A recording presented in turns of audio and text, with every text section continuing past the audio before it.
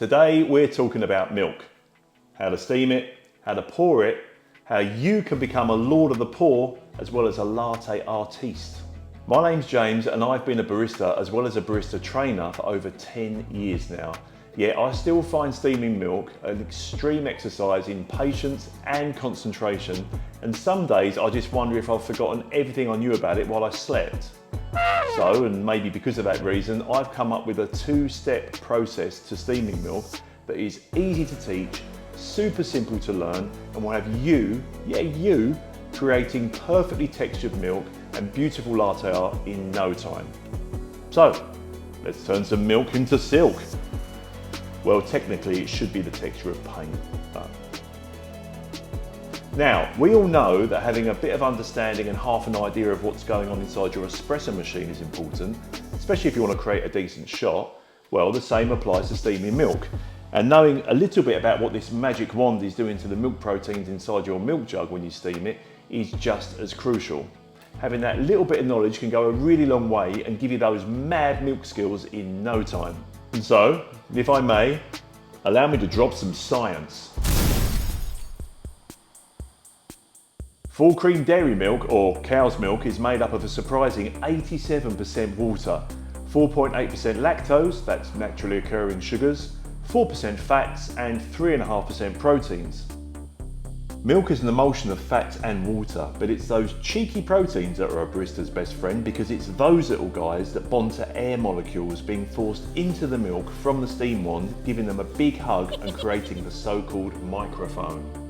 When we steam milk, our goal is to do two simple things: add texture while simultaneously heating the milk up. As the steam wand breaks the milk surface, air starts to be folded and absorbed into the milk. Those proteins that were, until now, cold and tightly bound together begin to warm up and relax, and the molecular air hugs can begin. The sound you should be hearing at this stage is sometimes called kissing. It's a positive sound and definitely not a high-pitched scream or a low-pitched growl. More on that later. And this is the sound of texture being introduced to the milk. Once the correct amount of texture has been added, the rest of the steaming time is dedicated to hitting the correct temperature, somewhere between 60 to 63 degrees Celsius or 140 to 145 degrees Fahrenheit. If these steps have been followed and the milk has reacted properly, you should end up with a jug of beautifully matte looking milk that has the appearance of white paint. And if you've really nailed it, there will be no visible bubbles. It's these two simple magical steps, 1, add texture, 2, add heat, that I will be walking you through today. Okay, science time is over. Let's get steamy. All right guys, 3 and maybe 4 simple tools for success here. Of course, an espresso machine with a steam wand, some milk, shout out to dairy farmers, a milk jug. This is the Breville 600ml jug that comes with the machine. It's not ideal for pouring latte art, but I thought to demonstrate using this would be important because there's a lot of home baristas out there that probably have similar equipment. And finally, a mug. This is a slightly larger bowl-shaped cup, and these are really easy to learn with. They're deeper and they give you more room to move the jug around in, and I feel like beginners, having taught 1 or 2 over the years, find this size a lot easier. As I bring my jug of milk up to my steam wand, I want to make sure that the tip is submerged about halfway between the joint where it joins the wand and the actual end of the tip itself. And it's about 2 centimeters away from the edge of the jug. And that the steam wand is on an angle. This makes sure the milk rotates around the jug as opposed to holding it this way, where the air will blow straight down and blast the milk straight back out of the jug again all over the bench. But don't worry if that happens, because it happens to everyone. Using my cloth, I'm just going to give my wand a quick purge. Okay guys, a quick side note on the Breville Barista Express. It can definitely produce really well textured milk and actually has quite good steam pressure. It just takes slightly longer to get going than other more expensive espresso machines. Okay, stage 1, the texture stage. And once I find that kissing sound by just slightly sinking the tip of the milk wand, I keep the jug still in this position until, using my hand, I feel a noticeable change of temperature. As I do, I then lift the jug a bit higher, ending the texture phase and focusing purely on stage 2, the heating stage. A very common barista technique to gauge the temperature while steaming milk is to use either the fingertips or the heel of the hand. Both of these have a relatively low sensitivity to heat, and as soon as the bottom of the jug is just too hot to touch, I turn off the steam valve, keeping the jug in place for a second or two until the steam comes to a complete stop. Bang any stray bubbles out of the milk, swirl the shot around the cup. Bonus hack, let your milk relax for a few seconds. This will add to the milk's general pourability, but don't leave it too long because it will start to stiffen.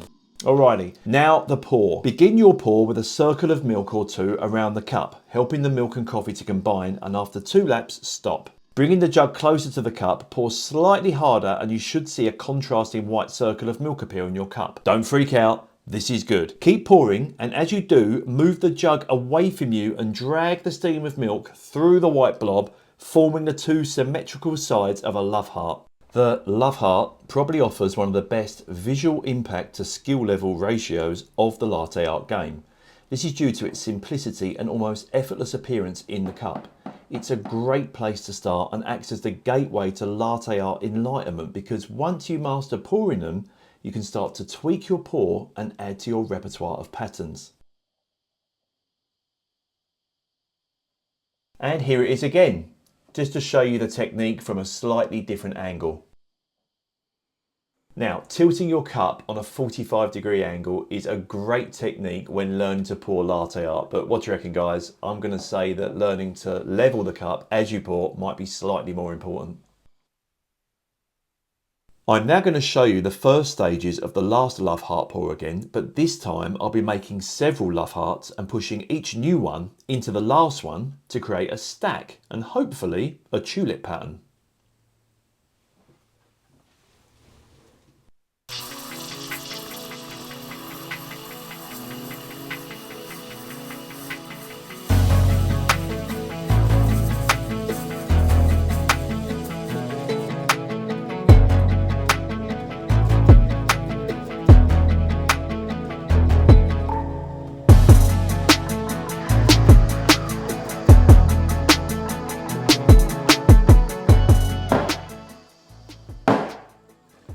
That's all well and good, but what happens when milk steaming goes wrong? Well, first of all, don't even worry about it. Making mistakes is all part of the fun, and without mistakes you'd have no idea of how to fix them when they happen. Plus, mistakes have got a funny habit of pushing you forward and making you improve your game. But there are some serious no-nos when it comes to steaming milk, and here's my top 3. This first one could be a bit of a nightmare. We call it the froth monster, or the baby chino. This happens when the steam wand is not sunk deeply enough into the milk, blowing air across the surface and just creating a big bubbly mess. Cover your ears, this one's called the screamer. This happens when the wand is sunk too soon and too deeply under the surface and air isn't given a chance to fold into the milk, so it just bounces around the jug, cavitating and triggering the same reaction in your friends, family or customers as it would if you ran your fingernails down a chalkboard. And last, but by no means least, the growler. Hear that low growly pitch coming from the jug?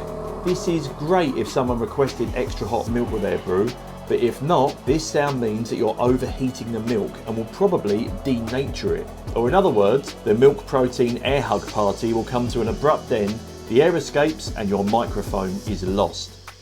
Well, there you have it, legends. Remember, practice is everything with these techniques, but if you put the time in, you'll be making cafe quality drinks at home in no time. Guys, if you got something useful from this video, you'd be doing me and the channel a huge favour if you could please hit like, press subscribe and turn on notifications. That way you won't miss any future video tutorials or reviews that we might be doing on the channel. Guys, thank you for watching. If you've stuck with me this far, it's much appreciated. It's always a pleasure, never a chore.